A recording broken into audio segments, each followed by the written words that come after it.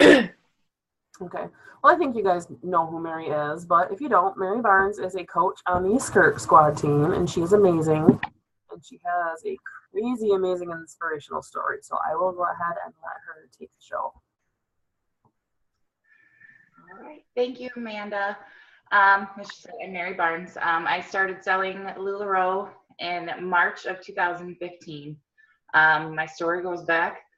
I'd like to start it back a little bit before that. And it's a story about taking chances and believing in yourself and what that can bring for you. So one of the most influential moments in my life happened in the cookie aisle at a Meijer store. And I was shopping with my twins. I have 4 kids, an 8-year-old, a 6-year-old, and 2 almost 4-year-old twins. And this was like 2 years ago, so they were 2 at the time. And we were shopping for groceries in a Meijer store. And I was walking through, and it was the day at our Meijer where direct care workers like take out developmentally disabled people to get their grocery shopping and stuff done. So we were shopping, and I was looking in the cookie aisle, and I was like, Lorelai, should we buy Daddy some Oreos? And a woman who was shopping with her care workers turned to me, and she said, you should buy 2 packs because they're on sale. You should buy, my mother, when I was a little girl, always bought 2 packs of Oreos, one for the whole house and one for me, and I hid them under my bed. And she looked at me with like these tears in her eyes, and she said, my mother loved me. And so Lorelai and I picked up some Oreos, and we bought them for Lewis, and we took them home. It's one of those things that will just always stick with me because that day we had no business buying Oreos. I don't know if it was like the day before or like the week before. My mom came and took my daughter to school for me because it was like one of those when it was frigid cold outside, like -20, and I didn't want to dress the twins up to take them out. So she came over and she asked me how I was. And the first thing I remember is the only thing I remember is I burst into tears and I couldn't speak to her because we could either pay rent or buy food, but we couldn't do both. So here I am like 30 years old crying to my mother because I can't afford to feed my family of 6 and to pay our rent to our landlord. So she gave us some money. I was very lucky, very blessed to have someone like her in my life that was there to bail us out, if you will, when we needed it. We were a food stamps family, but something had happened with our paperwork at Department of Human Services, which if you've ever dealt with Department of Human Services, always happens. They lose it every single time you send it in. So our food stamps got cut that month, so we had none. My husband and I both worked. He worked full-time at a pain care office, and I was waitressing when I could, and I had my kids, and I sold Jamberry because I just was trying to make some extra money. And without the food stamp money that month, it just wasn't cutting in. It was January, so sales were slow in the restaurant business. Sales were slow in Jamberry because everything was just difficult. It was hard. It was that time of year. So, shortly after, I had already been exposed to LuLaRoe. My friend Sarah in Grand Rapids had a party, and she sent me stuff that she bought for me because I couldn't afford it, and she sent it to me because I was on her Jamberry team. She was like my team manager, and she sent me an Amelia dress and tall and curvy leggings, and I was like, tall and curvy leggings, they had just come out because they used to be plus size, and tall and curvy had just come out, and I was like, I am both tall and curvy, and I need those leggings. I'm 6'1". You can't tell because I'm in a desk chair and like angled down, so I only have one chin, but I was like, I definitely need those leggings. Those were made for me. So she knew I wanted them, and she knew I loved them, and I was earning her quite a bit of money in Jamberry, so she bought them for me and sent them to me. And then I contacted Emily Rignalda, and I was going to have a party with her. She was going to drive over from Grand Rapids to Detroit to do my party. And then I had my friend Kelly used to sell and make dresses, and she had just done a big dress order, so she had all this extra money, and we had been talking about what a good opportunity LuLaRoe was and how somebody had to do it, and it obviously wasn't going to be me. I couldn't even buy Oreos. So Kelly was going to take her dress money and invest and join LuLaRoe, and she did. She started selling, and I hosted her launch party at my house. All of these people came. There were what did we sell? 130 pieces at Kelly's launch party at my house. And Emily came to support Kelly and to check it out and to meet her because she had never met her in person. And she messaged me like 2 days later, or the day after, I think, the Kelly's party, and she was like, "You need to do this." And I was like, "I can't do this. I don't have any money.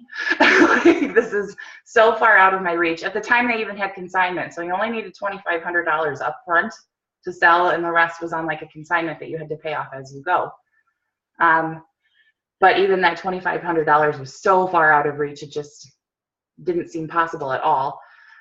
So I slept on it a little bit, and I talked to my husband about it, and he had witnessed this massive party at our house where Kelly sold $3,000 worth of LuLaRoe, which is, at the time too, like, you hear those stories more often now, but at the time it was like completely unheard of, like 130 pieces at one party. It was an insane amount of clothes. So she saw how excited I was, how much I liked helping customers, and she messaged me and she was like, "I know that you want to do this. How can we make this happen?"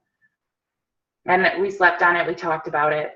And my husband, who believed in me and trusted that I knew at least a little bit what I was doing, cashed out his 401k, which was like a huge thing. It was the only way we were coming up with this money to get out there and to start this business for me. So he cashed out a 401k, and we used $2,500 of it to sign up for the consignment program with LuLaRoe. And it has literally changed our lives. I'm telling you this story because it's a story about taking chances. That was a very risky move to take out your retirement. That wasn't huge anyways. And then there was the early cash out penalties and things like that too, that really diminished it quite a bit to nothing. But so I started selling LuLaRoe. I hit the ground running. I sold like a crazy person as much as I could. I did every vendor show I could find, even ones where I would sit there for hours and not talk to anybody else but the other vendors, but I wanted to get my name out there and meet as many people as I could. I would do any party or any event that came my way, and I would ask people constantly and jump out of my comfort zone to ask them to host parties or to hand out business cards, because this is something that I knew I wanted and I knew now I had to do. Like, there was a reason that this was happening, and there was a reason that we took this chance. So I worked my tail off, and it took me a full year to make trainer, because a lot of people, you hear these stories too about them making trainer in a month and a half. I don't know how that happens. It took me almost a year to hit trainer, and then another 6 months after that to hit coach. The first time I remember telling my team my backstory video, even, I was already a year in, and I was telling them on the week that I had received one of my biggest bonus checks to date. And it's not just about the money, but it is about the money at sometimes, right? Because I mean, that's why you do any job, is because you need to make money to support your family. Your why that you chose this job might be from your heart, but why you're working, period, is from your pocketbook, right? And my check that week had been $8,800 for 1 month. With LuLaRoe, and on top of my personal sales, which I average around $10,000 a month in sales. I've had way better months. I've had a couple of stinker months in there too. But that week was just over a year after joining LuLaRoe, or maybe a year and a couple of months. It was $8,800 in 1 month. And our combined family income before LuLaRoe, when we couldn't buy Oreos, was $36,000 a year. And if you've seen any part of my story too before, I have a child who has some unknown form of like a muscular dystrophy. And I worry about her all the time. And I worry about what her future looks like, and whether she'll be living with us and she'll need extra special care, or whether she's going to be just fine. We have no idea. She might be just fine and just not a star athlete. So I like to try, and I say that my why is to be able to, at any time, buy my family Oreos.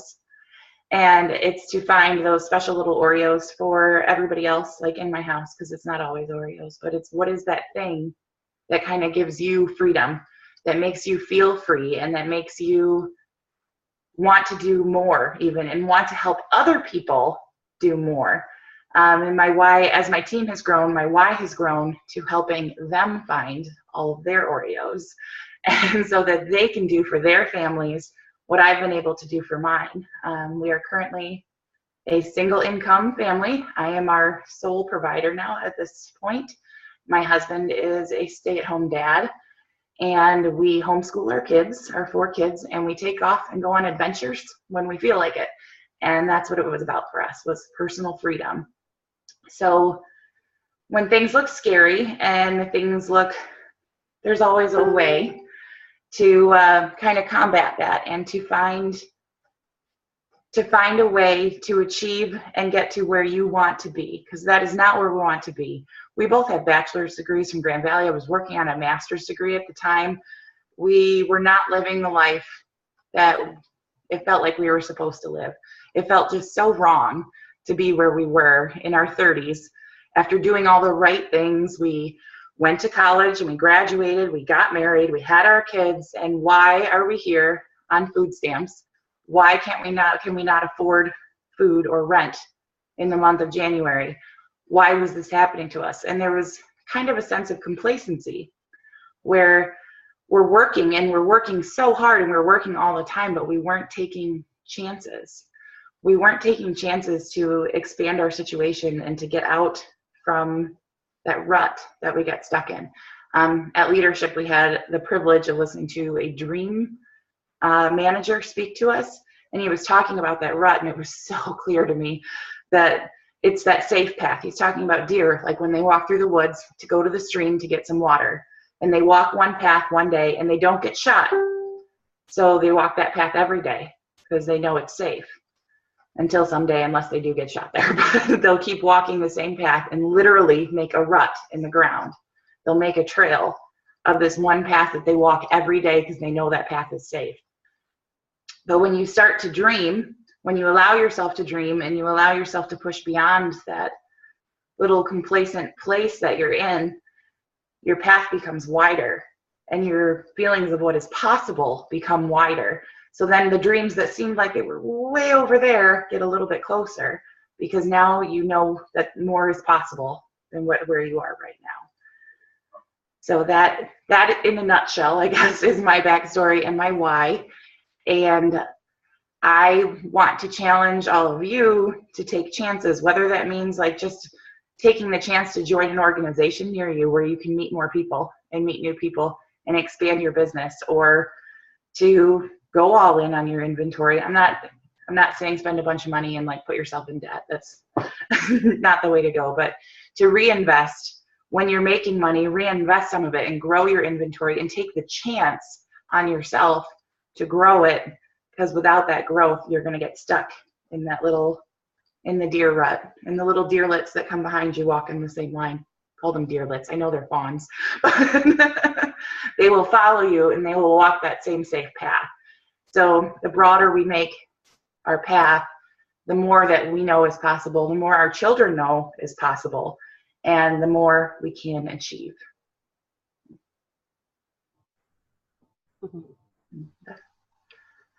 I wish I was on your team. I want some Oreos. You have to find your Oreos. Amanda, what is your Oreos? What's something that gives you freedom? For me, honestly, just getting out of the house initially was my goal. Like, I didn't care what it was. I needed out. I quit a very good, secure job that I was making $30 an hour at, with built-in overtime. Like, I was making my income for the year was like 75 plus, and I quit that job when I had my son to stay home with my kids. And so I went from being a main income bringer into my family, and having time to myself, to having kids. And I enjoyed it for the first couple of months, and then I started getting antsy, and then I started getting depressed. So what does any depressed mother of an almost 1-year-old do? She gets pregnant again so she can have 2.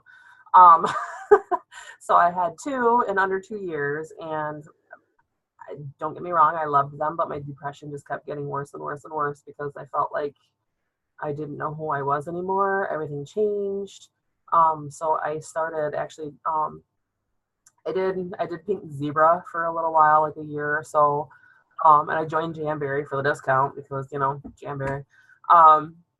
And it wasn't cutting it for me, but I didn't really believe in the product or the company or anything like that. It was just something to get me out of the house. And my best friend introduced me to LuLaRoe. And I honestly hadn't touched any of the clothes yet, but everything I read about the company was just like, it was like a lamp. Like I was like a bug to a lamp. I could not help but be drawn to it. And I told my husband, I want to do this. And he's like, well, what's the startup cost? And I was like, you don't want to know. And they had just done away with consignment. So consignment wasn't an option for me. And I was like, no, I need this. I don't know why I need this. I just know that I do. I know I need to do this. And he's like, okay. And we took out a loan and did it. And for me, it initially was to get myself back, to get me back, not just for me, but for my kids. I was becoming somebody that I did not like to my kids. I mean, when my son would knock over his cup of water, he would plug his ears and look at me because I was literally so depressed that the smallest thing would set me off. And I just didn't want to be there. So for me, it was becoming my old self, essentially, but in a new way. And then as I built a team, my life started changing and transforming as I watched other ladies try on clothes. And for me, with the whole body issue, like I've always struggled with it. When I finally actually started wearing the LuLaRoe and stuff, I was in love with the stuff. And so I was excited to help other women try the stuff on. You're going to feel great. You're going to look great. You're going to actually be confident when you walk out. So essentially, after all of that, my life kind of transformed into helping others, like my downline, find their financial freedom and, personal independent freedom through LuLaRoe, and helping others find that self-confidence and that beauty that they have in themselves. So those are my Oreos, aside from the ones that I have upstairs that I'm eating. I'm so thankful for Jamberry. And here's why, because without it, I never would have done this. I never ever would have looked at that investment and said, that's a good idea. I did not make very much money in Jamberry. It's not a very profitable business. It just isn't. No. But there was something about it that I did like the product, and I knew I could make a little bit of money. I think I made the first year I sold Jamberry, because I was in it almost a year. I made on paper $9,000, which is good. I had a team of 41 people. What? My biggest bonus check was Jamberry. I had 41 people on my team with $700. Just throwing that out there. $700.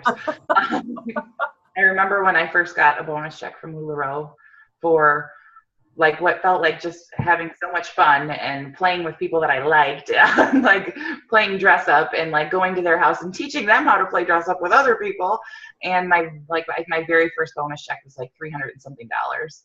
And I was blown away. I was like, oh my goodness, there's one person on my team. How is this $300? That's crazy. That's a good point. I didn't really think about that with Pink Zebra. It was kind of a lead in. I remember I did a full week at the Midland County Fair with my Pink Zebra, and I was stoked because I did $800 in retail sales in 7 days. And now I'm disappointed if I don't do that in one night with LuLaRoe. All right, what could I have done better? It's just the comparison. Another thing, you get in this place where if you have small parties, and if you're having small parties consistently, and you get upset with yourself, but I encourage you to do the math and to look at the numbers. If you go out and you sold $500 and that was your entire party, you probably worked 4 hours total from start to finish for that $400. $5 an hour. Say 250 was profit, right? Because you have to replace, or you have to pay for the stock that you had purchased the first time. So $250 divided by 4, that's almost $60 an hour that you just brought home, taking clothes out and selling them to other people, and then taking the clothes home. So it's an amazing business, and I love how much freedom we have in this. I know people are all we're not allowed to do this and we're not allowed to do that. LuLaRoe is protecting the brand, and they have every right to do so. So those rules are important, and but we still have a ton of freedom to do this on our time, the way we want to, when we want to, and all you have to do is follow like a little tiny set of rules that they ask you to follow for the protection of the brand. But really, you get to run a business and pay yourself $60 an hour to take clothes out and play dress up with people. So I think it's pretty amazing. Anybody have any questions for Mary?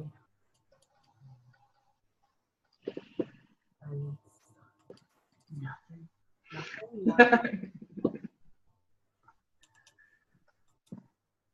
I must have a bunch of really smart people on my team.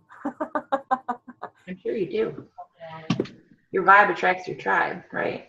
Amanda did an amazing training for my team on building amazing, like great open houses, and it was great. And she was all prepared, and she even had slides and stuff. Like, I put that slideshow together 5 minutes before, by the way. You guys have a good trainer though, who can slap together a slideshow right before, because I don't. I am a fly by the seat of my pants kind of girl. It's just who I am.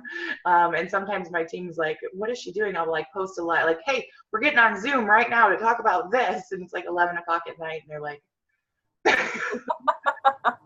I'm in orange, so the fact that I put together a slideshow at all is just amazing. I love the colors. Does everybody know what color they are? Stephanie, what color are you? Oh, I'm a gold. Gold. Allie? Yeah. Allie, do you know what color you are? Maybe there, but kind of not. Might have walked away for a minute. Hannah, do you know what color you are? I'm here. Sorry. No, I don't know. Uh-oh. You'll have to do that today. Amanda, do you have that quiz? Like the actual quiz? I'm a gold with the blue as my secondary. I actually had it wrote right here from watching tonight. I can send you the quiz when we hang up if you want to, so you can do the actual work quiz. Yeah, I think I have the one that has like where you number them in order. Yeah. Yeah, I think I have that saved on my computer. I haven't actually done that with my team yet. Betsy, I know Betsy did the I'm assuming that's where Stephanie watched it. Did you watch the training on the the big training with Vanessa? Yes. I watched part of it. Yep. So I gotta snag that link from her and post it so the others that missed it can watch it yet. Hannah, are you there? Do you know what color you are? Well, I'm good.